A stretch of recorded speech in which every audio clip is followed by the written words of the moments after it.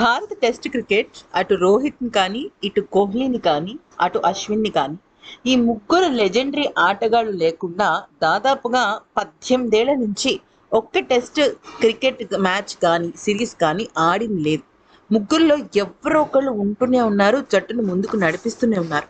అలాంటిది దాదాపుగా 18, 19 సంవత్సరాల తర్వాత మళ్ళీ ఈ ముగ్గురు లేకుండా ఊహించని విధంగా గనక చూసినట్టయితే జట్టులో కొత్త మలుపు తిరగబోతోంది. అంటే యువ ఆటగాళ్ళు, ఇక లెజెండరీ ఆటగాళ్ళు లేకుండా ముందుకు నడవడం జరుగుతోంది.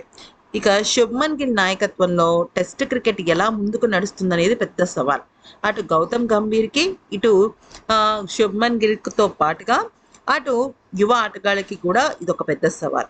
అయితే ఈ క్రమంలో శుభ్మన్ గిల్ ఆట కన్నా ఎక్కువగా అడ్వర్టైజ్మెంట్స్ మీద ఎక్కువగా కాన్సన్ట్రేట్ చేస్తున్నాడు.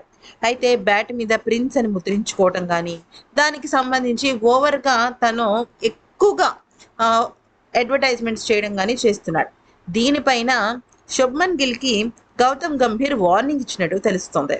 అయితే విరాట్ కోహ్లీ కానీ, అటు రోహిత్ కానీ, ఇటు అశ్విన్ కానీ లేని సమయంలో జట్టును నువ్వే ఎంతో బాధ్యతాయుతంగా ముందుకు నడిపించాలి.